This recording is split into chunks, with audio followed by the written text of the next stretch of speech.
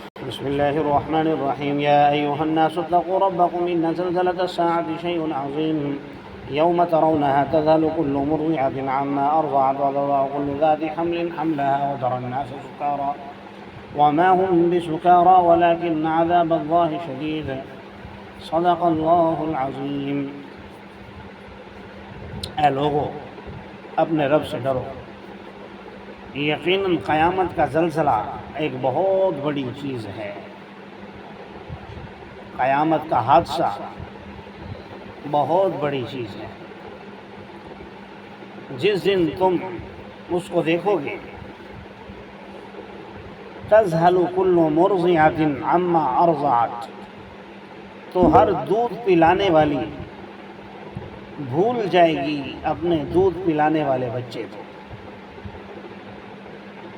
اور ہر حمل والی اپنا حمل گرا دے گی، اور آپ دیکھیں گے لوگوں کو سکارا کہ وہ نشے میں ہیں، وما ہم بسکارا، حالانکہ وہ نشے میں نہیں ہوں گے، لیکن بات یہ ہے کہ اللہ کا عذاب بڑا سخت ہے۔ اللہ ہم سب کی حفاظت فرمائے۔ یہ سورۃ الحج کا آغاز ہے، اور حج آپ جانتے ہیں بنیادی فرائض میں سے ایک فرض ہے۔ آگے 2-4 رکوع کے بعد اس کی تفصیلات آئیں گی، انشاءاللہ وہیں حج کے متعلق عرض کریں گے۔ یہاں آغاز میں اللہ تبارک و تعالیٰ نے قیامت کا تذکرہ فرمایا ہے۔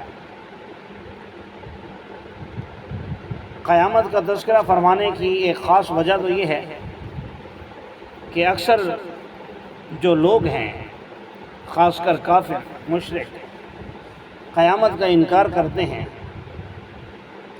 اور قیامت کا انکار اس لیے کرتے ہیں کہ یہ ممکن نہیں ہے کہ ایک شخص مر جائے اور پھر دوبارہ زندہ ہو جائے، دوبارہ اس کو زندگی مل جائے، ایسا کبھی ہم نے دیکھا نہیں ہے، تو وہ یہ سمجھتے ہیں کہ ایسا ہو بھی نہیں سکتا۔ تو اللہ تبارک و تعالیٰ نے سب سے پہلی آیت میں یا ایھا الناس اتقوا ربکم، اسی میں یہ بات سمجھا دی کہ بھئی بات یہ ہے کہ اللہ بہت بڑے ہیں، تمہیں چاہیے کہ تم اپنے رب سے ڈرو۔ تو رب سے ڈرنے کا مطلب یہ ہے کہ ڈرنے کے جو تقاضے ہیں ان کو بھی پورا کرو۔ تو رب سے ڈرنے کے تقاضے یہی ہیں کہ وہ جو کہتا ہے اس کو مانو، اس پر عمل کرو، اور اس کی بات کو سچا سمجھو۔ تو رب یہی کہتا ہے کہ بھئی قیامت قائم ہوگی، لہذا ہوگی۔ اچھا، قیامت کا نقشہ کھینچتے ہوئے سب سے پہلے تو زلزلے کا ذکر کیا کہ زلزلہ، تو اس لیے بعض حضرات نے فرمایا اس زلزلے سے مراد ایک عام زلزلہ ہے، جیسے عام طور پر آتے ہیں، تو ایسے قیامت سے پہلے بھی ایک بہت بڑا زلزلہ آئے گا، تو اس کی طرف اشارہ ہے۔ لیکن اکثر مفسرین نے فرمایا کہ نہیں، یہاں خود قیامت کا حادثہ مراد ہے۔ جو قیامت قائم ہوگی وہ بھی تو زلزلے سے کم نہیں ہوگی نا۔ ہر چیز آپ پڑھ چکے ہیں، سورج چاند ستارے بے نور ہو جائیں گے، ٹوٹ پھوٹ کا شکار ہو جائیں گے، زمین بھی آسمان بھی سب کچھ ختم ہو جائے گا، اور پہاڑ ریت کے ذروں کی طرح اڑتے پھریں گے۔ تو ظاہر ہے یہ کوئی کم زلزلہ تو نہیں ہوگا۔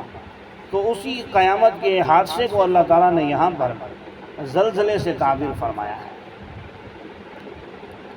اور زلزلہ آپ پڑھ چکے ہیں غالباً سورۃ الاحزاب میں 22ویں پارے میں، وَزُلْزِلُوا زِلْزَالًا شَدِيدًا۔ یہ زلزلے کا جو معنی ہے یہ جھنجھوڑنے کے معنی میں بھی آتا ہے، کہ جب مکہ پر سب قبیلوں نے مل کر حملہ کر دیا، تو ہنالک ابتلی المؤمنون، وہاں پر مومنین کو آزمایا گیا، اور اللہ فرما رہے ہیں زبردست انداز میں ان کو جھنجھوڑا گیا۔ تو قیامت کا جو زلزلہ ہے ظاہر ہے یہ ہر ایک کو جھنجھوڑ کے رکھ دے گا، ہلا کے رکھ دے گا، لیکن ظاہر ہے اس وقت اس کا کوئی فائدہ ان کو نہیں ہوگا، بس جو سامنے ہوگا وہی ہوگا ان کے ساتھ۔ باقی یہ جو فرمایا کہ ہر دودھ پلانے والی، ہر حمل والی اپنے بچے کو بھول جائے گی، تو یہاں پہلا سوال تو ذہن میں یہ پیدا ہوتا ہے کہ قیامت کے دن کہاں سے ہوگی حمل والی اور دودھ پلانے والی؟ جب قیامت قائم ہوگی تو اس وقت تو ایسا کوئی بھی نہیں ہوگا، ہر کوئی قبروں سے اٹھے گا۔ تو اس کا جواب علماء نے یہ دیا ہے کہ پہلی بات تو یہ ہے کہ زلزلے سے مراد اگر قیامت سے پہلے آنے والا زلزلہ مراد ہو پھر تو اس معنی میں کوئی اعتراض والی بات نہیں ہے، پھر تو واضح ہے۔ لیکن اگر قیامت کا حادثہ مراد ہو، جیسا کہ میں نے ذکر کیا راجح ہو، تو پھر مطلب یہ ہے، علماء نے لکھا ہے کہ وہ اتنا بڑا حادثہ ہوگا کہ اگر کوئی دودھ پلانے والی کے پاس بچہ ہو، اپنا دودھ پیتا بچہ، تو وہ اسے بھول جائے گی۔ میرے خیال سے آپ بات سمجھ نہیں پائے۔ بات یہ ہے، میں آپ کو عرض کر دیتا ہوں دوبارہ، بات یہ ہے کہ جس طرح دنیا میں اگر کوئی ایسا حادثہ پیش آئے، ظاہر ہے جو ماں ہوتی ہے جس کے پیٹ میں بچہ ہے وہ اپنے باقی جسم پر چوٹ برداشت کر لیتی ہے، لیکن اپنے پیٹ کو بچاتی ہے کہ میرے بچے کو کچھ نہ ہو۔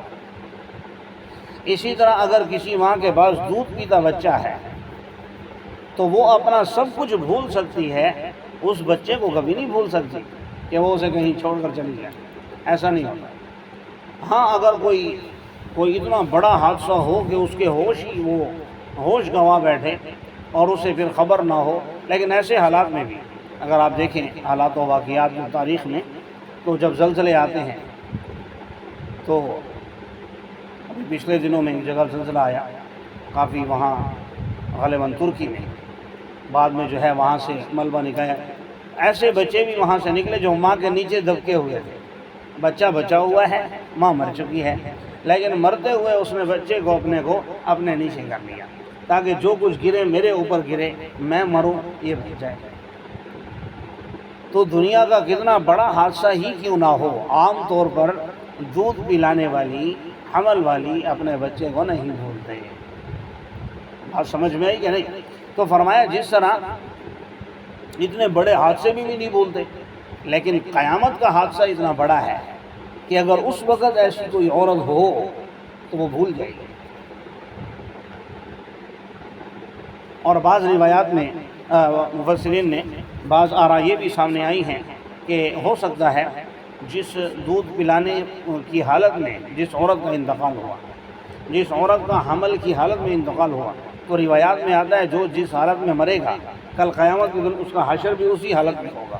تو ممکن ہے ایسی خواتین بھی ہوں جن کے پاس قیامت کے دن دودھ پینے والے بچے ہوں یا حمل سے ان کو اللہ اٹھائے، ایسا عین ممکن ہے، اللہ کے لیے کوئی مشکل نہیں۔ تو ان حالات میں اللہ فرما رہے ہیں کہ وہ اپنے بچے کو بھول جائے گی اور وہ اپنے حمل کو گرا دے گی، اور لوگوں کی حالت یہ ہوگی کہ جیسے مدہوشی کے عالم میں ہوں، نشے میں ہوں، لیکن وہ نشے میں نہیں ہوں گے، لیکن بات یہ ہے کہ اللہ کا عذاب ان کے سامنے ہوگا، اور اللہ کا عذاب بہت سخت ہے، بہت بڑی چیز ہے۔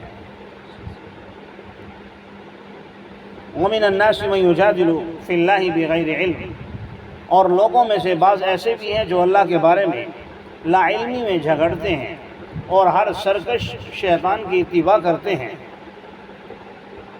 لازم کر دیا گیا ہے اس پر یہ بات کہ جو بھی ان سے دوستی لگائے گا تو وہ جو شیطان دوست ہے سرکش، یُضِلُّہُ، وہ اسے گمراہ کرے گا اور اس کی رہنمائی کرے گا بھڑکتی ہوئی آگ کے عذاب کی طرف۔ ایک شخص نے سوال کیا، ایک یہودی نے، کہ تمہارا رب جو ہے وہ کس چیز کا ہے؟ نقل کفر کفر نباشت۔ ان کا ذہن یہ تھا کہ ہم اپنے نمک سے خدا بناتے ہیں، ہم اپنے خدا مٹی سے بناتے ہیں، ہم ریت سے بناتے ہیں، تو مسلمان بھی کسی چیز سے بناتے ہیں۔ تو انہوں نے پوچھا حضور صلی اللہ علیہ وسلم سے کہ تمہارا رب کس طرح کا ہے؟ سونے کا بنا ہوا، چاندی کا ہے یا تانبے کا ہے؟ جب اس نے یہ کہا تو آسمان سے ایک آگ آئی جس نے اس کی گردن الگ کر دی۔ اور بعض روایات میں آتا ہے کہ آسمان سے بجلی چمکی جس سے وہ بندہ جل کر خاک ہو گیا۔ اس میں خاص طور پر ان جو آج کل ہمارے نئے نئے اسکالر ہیں، نئے نئے لیکچرار ہیں، پروفیسر ہیں، جو کہتے ہیں کہ بھئی مولوی بڑے سخت ہوتے ہیں، کوئی ان سے سوال کرتے ہوئے گھبراتا ہے۔ حالانکہ اگر کسی نے پوچھ لیا ہے کہ اللہ کیسا ہے، اللہ عرش پر کیسے ہے، فلاں ہے فلاں ہے، تو ان سوالات میں تو کوئی حرج نہیں ہے۔ ان مولویوں سے جب سوال کیا جاتا ہے تو یہ کہتے ہیں بھئی پہلے تو کلمہ پڑھو، پھر کہتے ہیں بھئی آپ نے بے ادبی کی ہے، ایسا نہیں کرنا چاہیے۔ حالانکہ ایسی کوئی بات نہیں، سوال کر سکتے ہیں آپ۔ بھئی یہ لوگ غلط کہتے ہیں۔ اب دیکھو جیسے اب آج کے واقعے میں یہ بات آ گئی، بھئی ایسے سوالات کرنے کی ضرورت کیا ہے؟ جب بھی ہمارے ساتھ سمجھنے کے لیے چلیں آپ پوچھ سکتے ہیں، لیکن بطور طنز کے، بطور تکبر کے، سامنے والے کو ڈی گریڈ کرنے کے لیے سوال کرنا، سامنے والے کو ذلیل کرنے کے لیے کہ اس کے پاس جواب نہیں ہوگا، یا خام خواہ کی غلط تعویلات کرنا، یقیناً یہ شریعت میں پسندیدہ عمل نہیں ہے۔ فرمایا کہ اگر تم شک میں ہو من البعث، مرنے کے بعد اٹھنے کے حوالے سے، اب پہلے تو جواب دیا تھا، اب جواب بھی دے رہے ہیں لیکن ساتھ ایک دلیل بھی دے رہے ہیں کہ بھئی جس طرح تمہیں وہ ناممکن لگتا ہے تو یہ سب کام بھی تو ناممکن ہیں، لیکن یہ تم مان رہے ہو کہ ہم نے تم کو پیدا کیا مٹی سے۔ اب مٹی سے ایک جیتا جاگتا انسان، مٹی کا اور انسان کا کیا تعلق ہے آپس میں؟ بظاہر تو کوئی تعلق نہیں ہے، ایسا تو ممکن نہیں ہے، لیکن فرمایا ہم نے آدم علیہ السلام کو بنایا کہ نہیں بنایا؟ بنایا۔ اچھا، ثم من نطفۃ، پھر ہم نے انسان کو پانی کے ایک غلیظ قطرے سے بنایا۔ اب یہ بھی ناممکن ہے، بھئی پانی کا ایک قطرہ اور کہاں، اور وہ بھی گندا، کہ انسان کے جسم کو لگ جائے تو ناپاک، کپڑے بھی ناپاک، اور انسان اپنے آپ سے کوفت اور نفرت محسوس کرے جب تک اچھے طریقے سے نہا نہ لے۔ تو فرمایا اس سے ہم نے پیدا کیا۔ اچھا، پھر صرف اس طرح نہیں، پھر پوری اللہ تعالیٰ نے پروسیس ذکر کیا۔ پانی کے غلیظ قطرے کے بعد پھر کیا بنایا؟ جمع ہوا خون، ثم من علقہ، بات سمجھ گئے؟ پھر اس خون کو ہم نے ثم من مضغۃ، گوشت کا لوتھڑا بنایا۔ پھر گوشت کے لوتھڑے پر مخلقۃ وغیر مخلقۃ، مخلقہ کا مطلب جس بچے کی شکل بن چکی ہو، تو تخلیق شدہ بھی اور غیر تخلیق شدہ بھی، اور بھی تفاسیر کی گئی ہیں۔ مثلا ایک تفسیر مخلقہ سے مراد جو بچہ صحیح سلامت پیدا ہو، اور غیر مخلقہ سے مراد جو بچہ معذور پیدا ہو، جس کے کوئی اعضاء رہ جائے۔ بعض نے کہا مخلقہ سے مراد جو بچہ پیدا ہو جائے، صحیح ہو یا معذور جیسے بھی، اور غیر مخلقہ سے مراد جو پیٹ میں بچہ فوت ہو جائے، جیسے عام طور پر ہو بھی جاتا ہے، تاکہ ہم تمہارے سامنے یہ چیزیں واضح کر دیں، اور ہم ٹھہراتے ہیں اسے رحم میں جتنا ہم چاہتے ہیں، الی اجل مسمى، ایک مدت متعینہ تک، پھر ہم تمہیں نکالتے ہیں طفلا، ایک خوبصورت بچے کی شکل میں۔ کہاں وہ گندگی، غیر مخلقۃ، غیر مخلقۃ، مضغۃ، علقۃ، نطفۃ، ہاتھ لگانا بندہ گوارا، کیا دیکھنا گوارا نہ کرے، اور کہاں وہ طفل جس کو ہر ایک اٹھانا چاہتا ہے، ہر ایک اس کو لینا چاہتا ہے، بلکہ بھئی گھٹی کون دے گا، اٹھائے گا کون اس کو، کون اذان کون پڑے گا اس کے کان میں؟ ہر ایک کی خواہش ہے کہ بھئی میں اس بچے کو اٹھاؤں، لیکن اس کی پہلے کیفیت یہ تھی کہ کوئی اسے دیکھنے کے لیے تیار نہیں ہے۔ تو فرمائے یہ انسان کی حقیقت ہے۔ پھر ثم لتبلغوا اشدکم، پھر تم اپنی جوانی کو پہنچتے ہو، مضبوط عمر پر، اور پھر تم میں سے بعض تو فوت ہو جاتے ہیں جوانی میں، اور بعض جو آگے بڑھتے ہیں تو وہ بھی کوئی اتنی بڑی بات نہیں، یرد الی ارذل العمر، وہ عمر کے ناکام ترین حصے کی طرف پہنچ جاتے ہیں، یعنی بہت زیادہ بڑھاپا، ایک ہوتا ہے نا بڑھاپا، تو وہ تو کوئی بات نہیں، 70 سال 80 سال، ایک ہے 90 95 100، جس میں لکی لا یعلم من بعد علم شیئا، پروفیسر تھا تو سب کچھ بھول گیا، انجینئر تھا تو اسے کچھ بھی یاد نہیں، ڈاکٹر تھا بڑے بڑے آپریٹ کیے لیکن اب کچھ بھی نہیں کر سکتا، بلکہ اسے کچھ یاد ہی نہیں کہ اس کو کیا دوائی دینی چاہیے، تاکہ نہ جانے علم کے بعد کچھ بھی۔ یعنی پہلے بہت بڑا یہ علم والا تھا، بڑا سمجھدار تھا، لیکن اب اسے اتنا بھی یاد نہیں رہتا کہ میں نے ناشتے میں کیا کھایا، بلکہ بسا اوقات ایسے کہ اپنے بچوں کو بھول جاتا ہے بندہ کہ بھئی یہ ہے کون، غور سے اچھا یہ ہے ایسا بھی۔ تو فرمایا یہ عمر کا ناکام ترین حصہ۔